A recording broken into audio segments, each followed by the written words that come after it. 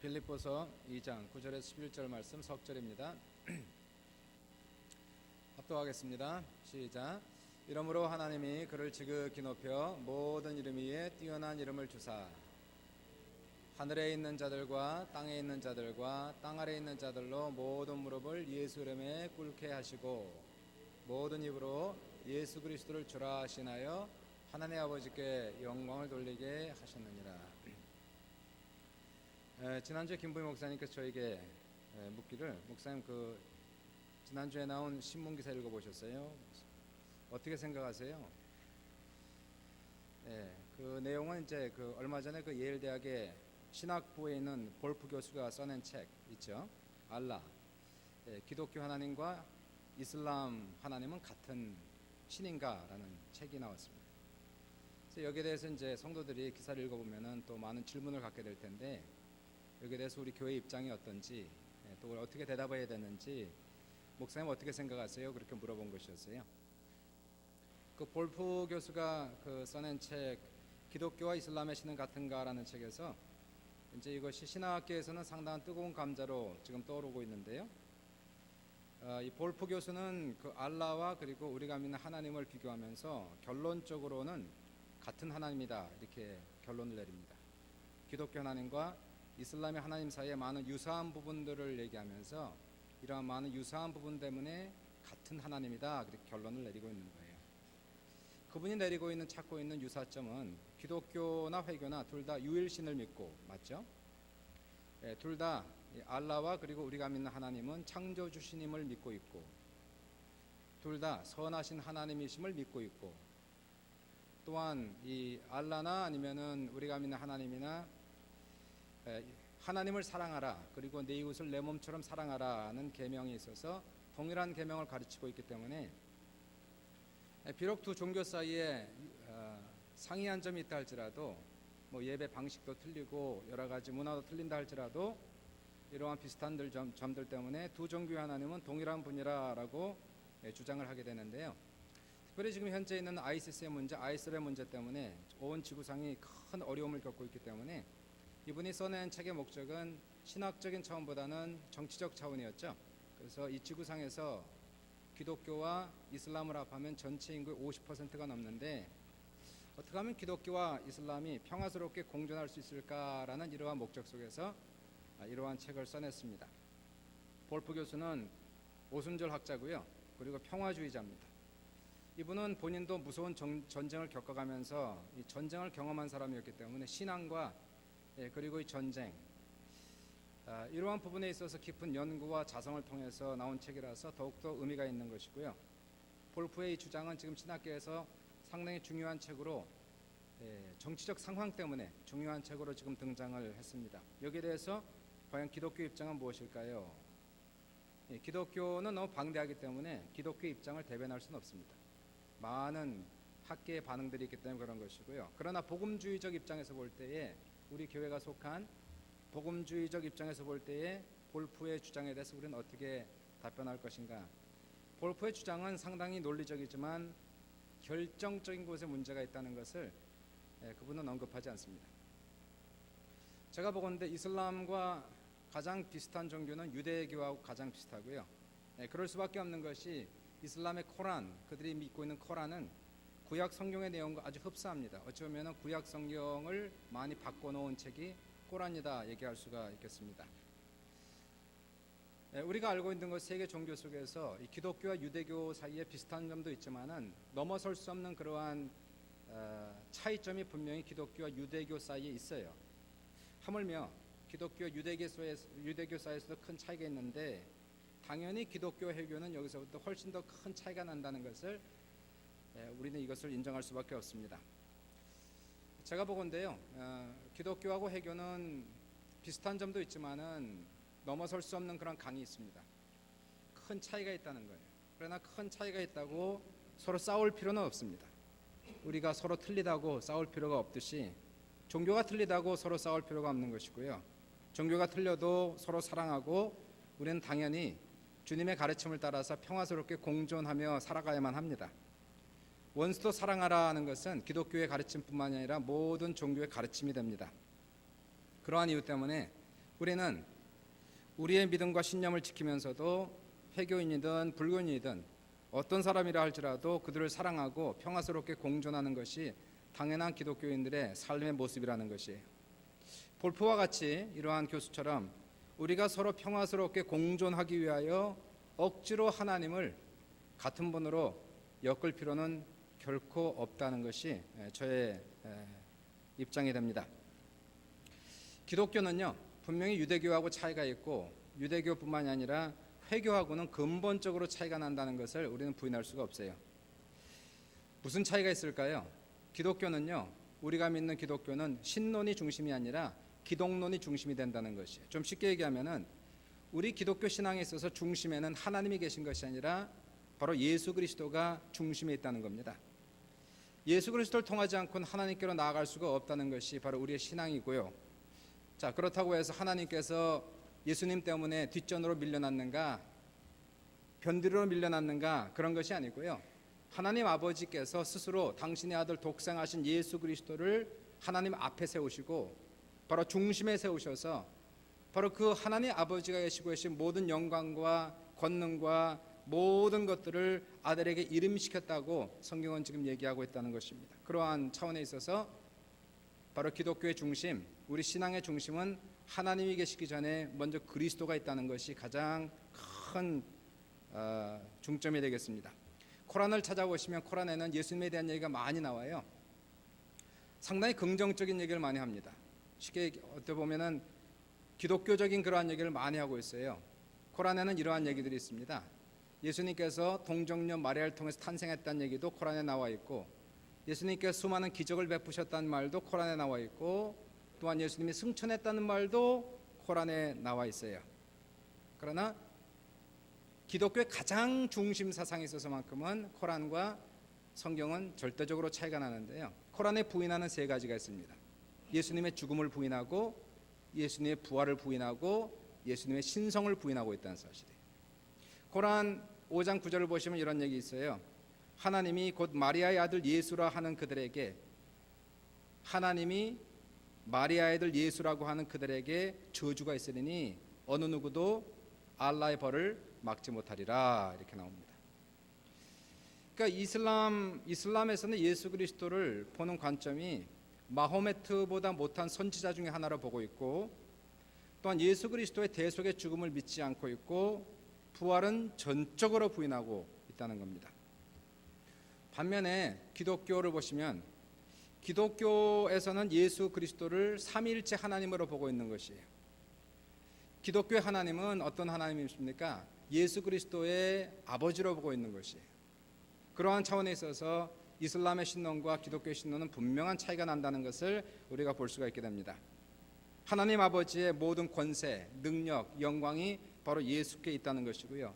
예수가 창조주시고 예수가 통치자시며 예수가 심판주로 계시다는 것이 기독교와 이슬람의 가장 큰 차이를 보고 있다는 것을 보게 됩니다. 오늘 본문을 보시면 사도 바울께서 이런 말씀을 하세요. 이러므로 하나님께서 예수를 지극히 높여 그의 이름 위에 뛰어난 이름을 주사 하늘에 있는 자들과 땅에 있는 자들과 땅 아래에 있는 자들로 모든 무릎을 예수 이름에 꿇게 하시고 모든 입으로 예수 그리스도를 주라 하시나요 하나님 아버지께 영광을 돌리게 하셨느니라. 이 세상에서 가장 높으신 이름이 바로 예수라는 것이에요. 예수 이름 앞에 모든 사람이 무릎을 꿇어야 된다는 것입니다. 그리고 모든 사람의 입이 예수님을 주님이라 고백함으로 하나님께서 영광을 받으실 것이라고 얘기하고 있는 것입니다. 사도 바울이 글을 썼을 때만 해도 기독교는 태동했던 상태였어요. 지금 막 시작한 상태였습니다. 오늘처럼 기독교가 5대 가장 큰 종교가 아니었고, 사도 바울이 빌립보서를 쓰고 있을 그 당시에 예수의 이름을 아는 사람은 얼마 되지 않았습니다. 많아봐야 수천에서 수만 명밖에 되지 않았다는 것이. 근데 사도 바울의 꿈은 야무지기도 합니다. 그가 얘기하기를 이 세상에 있는 모든 사람의 입술이 예수 이름을 부르는 날이 올 것이고, 이 세상에 있는 모든 무릎이 예수 이름 앞에 무릎을 꿇을 날이 올 것이라는 이러한 예언을 하고 있는데, 과연 사도 바울이 그렇게 얘기한 대로 지금 그렇게 되었다는 것이에요. 전 세계에서 가장 잘 알려진 이름이 누굴까요? 이 세상에서 가장 많이 알려진, 한국에서는 누가 가장 많이 알려졌을까요? 전 세계에서 가장 많이 알고 있는 한국 사람은 누굴까요? 네, 저는 아닙니다. 한국 사람으로 가장 많이 알고 있는 사람 1등은 반기문 사무총장이고요. 당연히 2등은 누굴까요? 가수 싸이를 가장 많이 알고 있습니다. 전 세계적으로 그럼 한국 사람 말고 전 세계를 통틀어서 이 세상에서 가장 많이 알고 있는 사람 10등까지 가면 많으니까 5등까지만 가겠습니다. 5등부터 시작할게요. 전 세계적으로 가장 많이 알고 있는 이름 5등이 부다입니다. 부다. 부처를 얘기하는 것이고요. 4등이 모세, 3등이 아브라함, 2등이 모하메트. 그럼 1등은 누굴까요? 예수 그리스도. 믿으시 아멘 하십시다. 바로 우리가 믿고 있는 예수 그리스도가 지금 전 세계에서 가장 많은 사람이 알고 있는 이름이라는 것이에요. 예수님께서 가장 유명한 이름이 되셨습니다. 거의 세상의 모든 사람이 한 번은 들어보았던 이름이 되었다는 것이에요. 이름이라는 것은 과연 무엇일까? 이름은 그 사람 전체, 그 사람 존재 전체를 얘기하는 것입니다. 토론토에 사는 주건태 목사는 전 세계에서 한 명밖에 없습니다. 주건태 하면 세상에 몇 명은 될지 몰라도 토론토에서 사는 주건태 목사는 한 명밖에 없다는 것이. 그리고 토론토에 있는 주건태 목사라는 그 이름 속에는 저의 모든 존재가 다 들어가 있는 것이. 사람들은 피상적으로 저에 대해서 알고 있을 수 있겠지만은 그 이름 속에는 바로 저의 가족 관계가 들어가 있고, 저의 학력이 들어가 있고, 경력이 들어가 있고, 저의 성품이 들어가 있고, 저의 과거와 현재가 다 들어가 있는 것이 제 이름 석자 속에 있다는 것이. 마찬가지로 우리가 나사렛 예수 그리스도, 그러면 전 세계 인류 역사를 통틀어서 나사렛에서 자라신 예수 그리스도는 한 명밖에 없다는 것을 지금 얘기하는 것이에요. 그리고 예수 그리스도는 누구신가, 그분의 성품은 무엇이고 그분의 속성은 무엇인가라는 그 모든 것들이 바로 나사렛 예수 그리스도 안에 다 들어가 있다는 것이에요.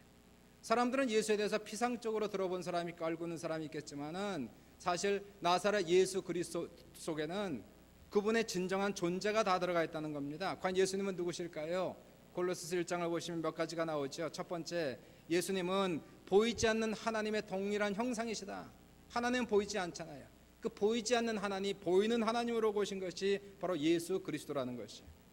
그분은 하나님의 이미지다 또는 레플리카다라고 얘기하고 있는 것입니다.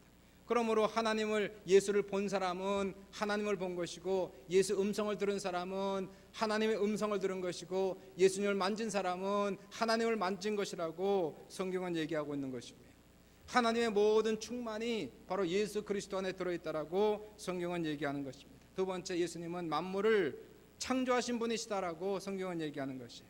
하늘에 있는 것이나 땅에 있는 것이나 또는 보이는 것이나 보이지 않는 모든 것들을 다 예수 그리스도께서 만드신 것이고, 더 나아가서 이 세상에는 모든 권세와 능력이 다 예수님이 창조하신 것이기 때문에 이 세상에 아무리 큰 권세자가 있다 할지라도, 아무리 큰 능력자가 있다 할지라도 예수님을 위해서 창조하신 것이기 때문에 다 예수 밑에 있다는 것을 얘기하는 것입니다.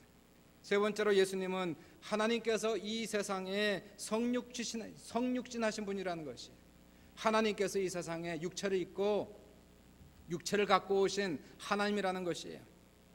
그리고 이 성자 하나님께서, 하나님이 세상에 오셔서 우리처럼 육체를 입고 우리처럼 혈육을 가진 인간으로 오셔서 이 세상을 구원하시기 위하여 십자가에서 하나님이 죽으셨다는 것이, 하나님께서 피를 흘리시고 몸을 찢기시고 하나님께서 당신의 피를 쏟으시고 죽으시고 3일 만에 부활하셨다는 것이.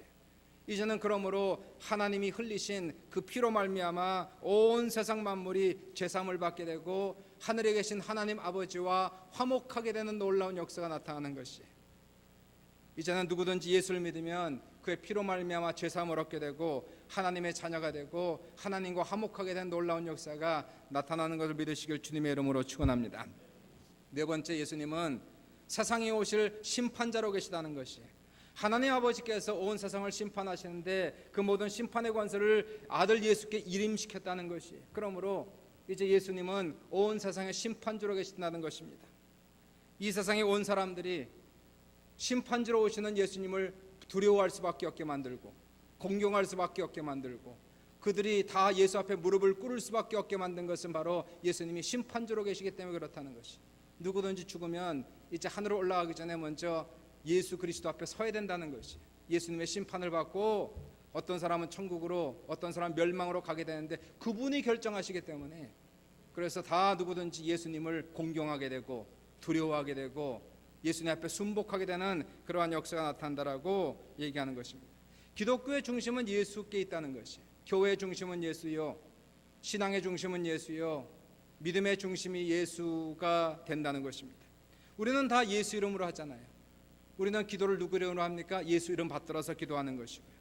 세례도 예수 이름으로 세례받는 것이고, 예배를 드리는 것도 예수 이름으로 모여서 예배를 드리는 것이고, 예수 이름으로 한다는 것은 예수를 믿고 의지하면서 한다는 것이, 내 힘으로는 할 수가 없기 때문에, 내 능력으로는 할 수가 없기 때문에 우리는 다 예수를 의지하여 예수 이름 받들어 우리가 주님 앞에 하나님 앞에 나아갈 수 있는 자격을 얻게 되었다라고 성경은 얘기하는 것입니다. 첫 번째로 우리는 모든 기도를 예수 이름으로 기도하는 것이에요. 우리는 하나님 아버지께 기도하는 겁니다. 아버지께 기도하는데 예수 이름으로 기도하는 것이. 그런데 하나님 아버지께 나가 기도해야 되는데 이 자리에 누구도 아버지 앞에 나갈 자격이 없다는 것이. 죄인이고 우리는 너무 연약하고 부족하고, 하나님은 천지를 창조하시고 거룩하시고 위대한 분이기 때문에 이 세상에 자기 행위를 가지고 능력을 가지고 하나님 앞에 나가서 기도할 수 있는 자격을 가진 사람이 한 명도 없다는 것이. 그러므로 우리는 하나님 앞에 나가서 기도하기 위하여 그 자격을 예수 그리스도를 통해서 받는다는 것이. 예수를 믿으면, 예수를 의지하면 우리는 하나님 앞에 나갈 수 있는 자격이 생기는 것이고, 하나님 앞에 기도할 수 있는 자격이 생긴다는 것입니다.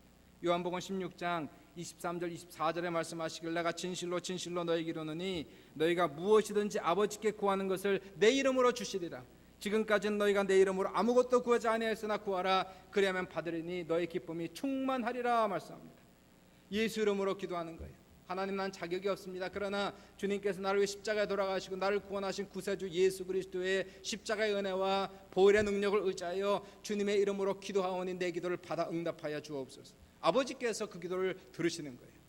나의 선행 때문에 듣는 것이 아니라 우리가 예수를 믿는, 그리스도를 믿는 믿음 때문에 그 기도를 들으시고 응답하는 놀라운 역사가 나타나므로, 사랑하는 여러분, 우리가 예수 이름을 의지하여 응답을 받을 때 그 영광은 누구에게 돌아가는 것입니까? 다 예수님께로 돌아가는 거예요. 두 번째는 우리가 모일 때마다 예수 이름으로 모이는 겁니다. 모든 교회 모임은, 예배의 모임은 예수 이름으로 모이고 예수 중심으로 모인다는 것이에요. 예배는 왜 오셨습니까? 예배는 목사를 보기 위해서 온 것이 아니고, 목사의 음성을 듣기 위해서 온 것이 아니고, 모든 예배는 예수 이름으로 모이는 것이에요. 예수님께 경배하는 것이에요. 마태복음 18장 20절에 두세 사람이 내 이름으로 모이는 그곳에는 나도 그들 중에 있느니라. 주님의 이름으로 모이는 거예요. 우리가 모일 때마다 예수 이름을 속삭이고 예수 이름을 불러야 됩니다. 찬양은 예수님께 하는 거예요. 설교는 예수님에 대하여 얘기하는 것이에요. 기도는 예수 이름으로 하는 것입니다. 우리가 예수 이름을 부르고 예수를 찬양하고 예수 이름으로 기도하면 그 자리에 예수의 영이 우리와 함께 계시고 그분의 임재로 가득 채운다는 것입니다. 누군가가 만약에 제 이름을 부르면, 주건태 목사님, 저는 돌아볼 거예요. 내 이름을 부르니까. 그러므로 우리가 누구를 부르러 왔습니까? 우리는 이 자리에 모였을 때 예수 이름으로 모였어요. 예수 이름을 부르는 거예요. 예수를 찬양하는 거예요. 예수에 대해서 얘기하는 거예요. 우리가 끊임없이 예수를 얘기하면 놀랍게도 예수님께서 자리에 충만하게 임재하시고, 그분이 임재하시면 그분의 능력도 함께 오시고, 그분의 축복도 함께 오시고, 그분의 신유도 함께 오시고, 그분의 기적이 함께 오는 놀라운 역사가 예수 이름으로 모이는 그 자리에 넘치는 것을 믿으시길 주의 이름으로 축원합니다. 셋째, 우리의 구원도 예수 이름과 관련이 있는 거예요.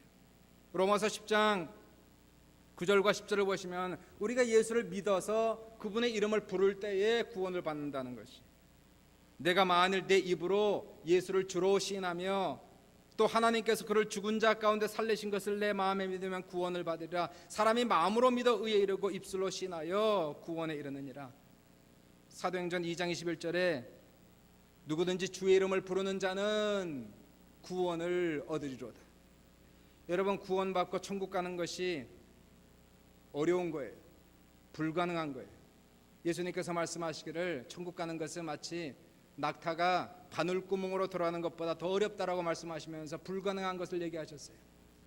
제자들이 얘기하기를, 그럼 누가 천국 들어갈 수 있습니까? 주님께서 가라사대 사람으로는 불가능하지만 하나님으로는 가능하니라 라고 말씀하시면서, 천국 가는 것은 어렵고 불가능한 것인데 놀랍게도 주님께서 그 불가능한 것을 가능하게 만드시고 어려운 것을 쉽게 만드셨다는 것이, 주님 십자가의 죽으심으로 말미암아, 우리의 죄값을 대신 치르심으로 말미암아 죽으셨으나 3일 만에 부활하시고 천국 올라가심으로써 천국 가는 그 길을 활짝 열어주시옵시고, 우리가 이제는 예수를 믿음으로 말미암아 죄사함을 얻게 하시고 나의 행위가 아니요 주님의 은혜를 인하여 믿음으로 말미암아 구원을 얻었나니 이것이 너에서 난 것이 아니요 하나님의 선물이라 라고 얘기하는 것이, 이것이 행위로 말미암은 것이 아니 이는 누구도 자랑하지 못하게 함이라고 에베소서 2장 8절 9절에서 바로 우리에게 얘기를 하고 있는 것입니다.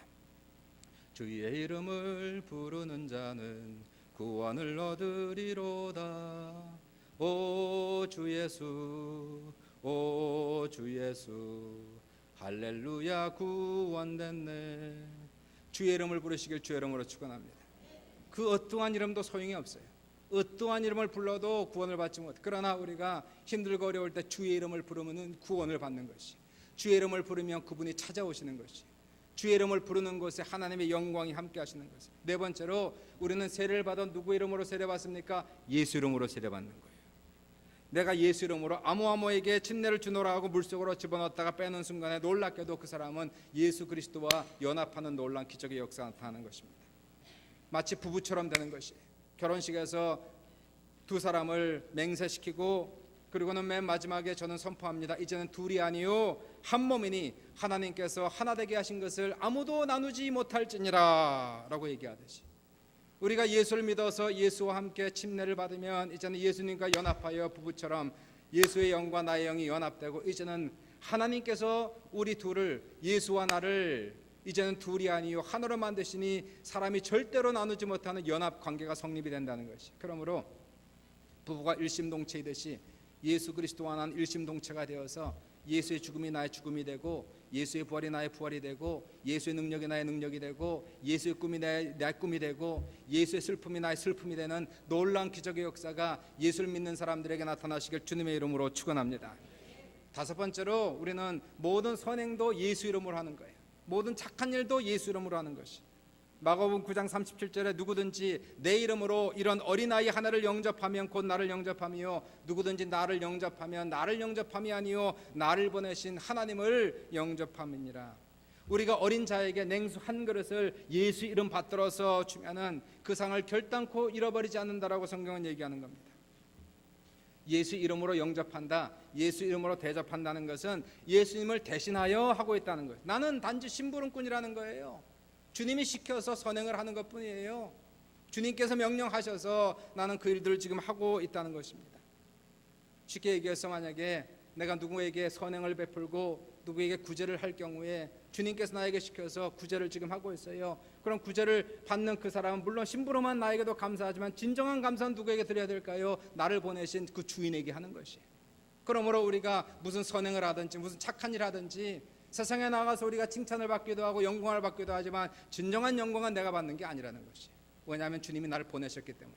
나는 종이요 머슴이요 하인이요 심부름꾼이요, 주님은 나를 시키셔서 세상에 나아가 나는 어찌하든 착한 일을 행하고 선한 일을 행하면서 사람들에게 나아갈 때에 그 사람이 도움을 받고 덕이 되었을 때에 그 사람은 심부름꾼인 나에게도 감사를 드리지만 궁극적으로 하늘에 계신 너희 아버지께 영광을 돌리게 하라고 얘기하고 있다는 것이.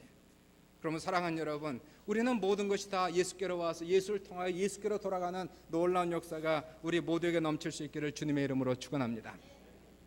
여섯 번째 마지막으로 우리는 병을 고치고 귀신을 쫓아낼 때도 누구의 이름으로? 예수 이름으로 하는 거예요.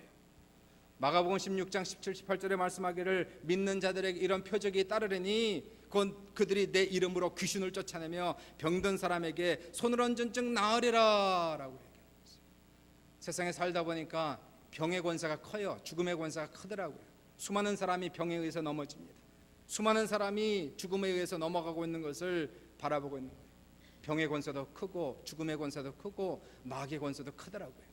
그러나 예수는 모든 권세 위에 뛰어난 권세를 가지고 계시고 모든 이름 위에 뛰어난 이름을 가지고 있기 때문에 병도 귀신도 죽음도 예수 앞에 무릎을 반드시 꿇어야 된다는 사실이에요. 예수가 명령하면 병도 떠나가야 되는 것이고, 예수가 명령하면 죽음도 떠나가야 되는 것이고, 예수가 명령하면 군대 귀신이라 할지라도 떠나가는 역사는 바로 주님이 가장 큰 권세자시고 그분은 왕 중의 왕이시고 만군의 주시며 그분의 이름은 가장 위대한 이름이고 가장 높으신 이름이시기 때문에 바로 그분이 명령하면 다 놀라운 역사가 나타난다는 것이. 그러므로 초대교회는 예수 그리스도 이름의 능력을 알았어요. 그리고 그 이름을 잘 사용했어요. 사도행전 3장을 보시면은 베드로와 요한이 성전에 올라갈 때에, 기도하러 성전에 올라갈 때에 성전 미문에 앉아 있는 나면서부터 안진뱅이 된 사람이 적선해 주세요 하는 구걸하는 그 한 사람을 만나게 됩니다.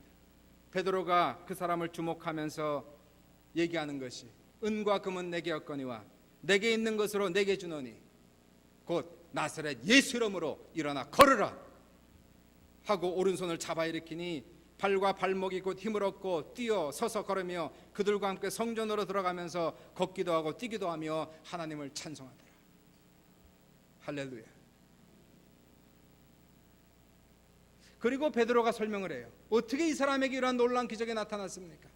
베드로가 설명하기를 그 이름을 믿음으로, 그 이름이 예수, 그 이름이 너희가 보고하는 이 사람을 성하게 하였나니 예수로 말미암아 난 믿음이 너희 모든 사람 앞에서 이같이 완전히 낫게 하셨느니라. 스미스 위글워스라고 신유에 아주 강력한 능력이 있었던 목사님이 있습니다. 그분의 간증에 나오는 얘기가 하나 있어요. 어떤 목사님이 중병에 걸려서 손가락 하나 꼼짝하지 못하고 누워 있었을 때에 이 믿음의 사람들, 기도의 사람 6명이 그 목사님의 신유를 위해서 그 집을 찾아갔어요. 이 6명의 믿음의 사람들이 그 목사님께 기름을 바르고 간절히 오랫동안 기도해 주었지만 아무런 변화가 없었습니다. 손가락 하나 꼼짝하지 못하고 누워 있었어요. 아무리 기도를 해도 변화가 없자 이 목사님 정말 큰 기대가 있었는데, 이들이 와서 기도하면 분명히 나을 줄 알았는데 아무런 변화가 없고 신유 역사가 나타나지 않자 목사님이 슬퍼서 많이 울었답니다. 6명의 기도자들도 실망해서 그 집을 나왔어요. 나가면서 그 한 명이 얘기하기를, 여러분 우리 다시 한번 들어가서 기도합시다. 다시 들어가서 우리 기도합시다. 그래서 6명이 다시 들어와서 그 목사님을 빙 둘러싸고 기도했습니다. 그때 한 분이 얘기하기를, 이 시간 우리가 눈을 들어 주님을 바라보며 그의 이름을 부르십시다. 그분의 이름을 나직하게 whisper 부르십시다. 속삭입시다. 그래서 6명의 기도자들은 환자를 보지 아니하고 하늘을 우러러 주님을 바라보며 그 자리에 계신 주님을 부르기 시작했어요. 예수, 예수, 예수, 예수. 불러도 환자에게는 아무런 변화가 없었습니다. 그럼에도 불구하고 그들의 눈은 오직 온전케 하는 주님을 바라보며 신유하시는 주님, 창조주 되신 주님, 그분을 계속하여 부르기 시작했어요. 예수, 예수. 부르자, 예수 이름을 계속 끊임없이 부르자 비로소 주님의 임재가 찾아오고 주님의 능력이 환자에게 들어가기 시작했어요. 바로 그 병들어 누워있는 그 목사님에게 하늘의 어떠한 능력이 그 속에 들어가는 것을 보기 시작하자 이 사람들의 믿음이 커지고 기쁨이 커지면서 나직하게 불렀던 예수 이름을 이제는 크게 부르면서 예수, 예수, 예수. 마침내 중병으로 꼼짝 못하고 누워있었던 목사님이 침상에 일어나서 너끈 일어나고 모든 병을 이기고 걸어나갈 수가 있었다는 것이에요. 위글스 목사님께서 말씀하시기를, 그들이 환자를 보고 기도하는 것을 중단하고 바로 그 자리에 계신 예수 그리스도를 눈을 들어 바라보고 주의 이름을 부르자 그 이름 속에 있는 그 능력이 그들에게 임했다라고 그분 얘기하고 있다는 것입니다. 그러므로 사랑하는 여러분, 우리의 마음속에는 항상 예수 이름이 반드시 있어야 되는 것이에요. 우리 안에 예수 이름이 없으면 기독교인이 아닙니다. 교회에 예수가 없으면 교회가 아닙니다. 기독교 안에 예수가 없으면 기독교가 아니라는 것이에요. 설교 속에 예수가 빠지면 설교가 아니고 찬양 속에 예수가 빠지면 찬양이 아니라는 것이에요. 기도 속에 예수가 빠지면 기도가 아니라는 것이에요. 봉사 속에 예수가 빠지면 봉사가 아니고 희생 속에 예수가 빠지면 바로 희생이 아니라는 사실입니다. 모든 것 속에서는 예수가 발견되어야 되는 것이고 우리는 예수 위에 살고 예수 위에 죽고 예수를 높일 수 있는 귀한 성도들 다 될 수 있기를 주님의 이름으로 축원합니다. 예수가 얼마나 가까이 있는지 그 이름을 부르기만 하면 그분이 오신다는 것이, 그분의 능력이 얼마나 가까운지, 그분의 구원과 능력은 우리 입술에 가까웠고 우리의 마음에 가까웠다고 얘기하면서 그분의 이름의 능력을 우리의 마음에 믿고 그분의 이름을 부르는 순간에 예수님은 오시는데 1초도 걸리지 아니하고 이미 그 자리에 오셨다는 사실이에요. 주님이 이 자리에 계신데, 주님이 항상 우리와 함께 하신데 예수님을 부르지 않아요.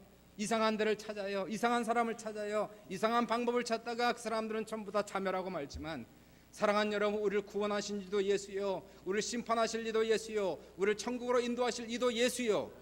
바로 우리를 모든 죄악으로부터 멸망으로부터 구원하실 이도 예수인 것을 믿으시길 주님의 이름으로 축원합니다. 모일 때는 예수 이름으로 모이는 거예요. 찬양도 예수께 찬양함으로 하나님께 나아가는 것이고, 기도도 예수의 이름으로 기도함으로 아버지 앞에 나가는 것이고, 설교를 예수 이름으로 선포할 때에 그 속에 능력의 역사가 나타나는 것이고, 여러분 구원의 확신이 필요합니까? 예수 이름을 부르시길 주님의 이름으로 축원합니다. 성령 충만이 필요합니까? 예수를 바라보고 그 이름을 부르시길 주의 이름으로 축원합니다. 환난을 당하고 문제가 있나요? 누구의 이름을 부르실 겁니까? 우리는 예수 이름을 부름으로 바로 그 자리에 계신 예수님께서 우리를 환난과 문제로부터 건지신 놀라운 역사가 나타나시기를 주님의 이름으로 축원합니다. 하나님의 영광이 필요한가요? 하나님의 도우심이 필요한가요? 예수 이름을 부르시길 주님의 이름으로 축원합니다. 선을 행하고 주님을 대신하여 주님의 이름으로 나아가는 것이에요. 기도할 때 주님의 이름으로 기도하는 것이에요. 이 자리엔 주님의 영이 가득한 것이에요. 우리 안에 주님이 충만해야 됩니다. 교회 안에 예수가 충만해야 됩니다. 예수를 잃으면 다 잃은 것이에요. 예수를 얻으면 다 얻은 것이에요. 예수 하나로 우리 인생 전체가 되느냐 안 되느냐 결정되는 것이고요. 우리 신앙이 되느냐 망가지느냐는 바로 예수 그리스도 한 분에 달려있다는 사실을 믿으시기를 주님의 이름으로 축원합니다. 예수를 높이세요. 예수 이름을 부르세요. 예수 중심으로 살아가세요. 예수를 찬양하세요. 예수 이름으로 기도하세요. 예수 이름으로 모이세요. 예수 이름으로 귀신을 쫓아내세요. 예수 이름으로 문제를 해결하세요. 오직 예수님만이 영광 받으시는 귀한 성도들 다 될 수 있기를 주님의 이름으로 축원합니다. 주의 이름으로 축원합니다. 같이 기도합니다.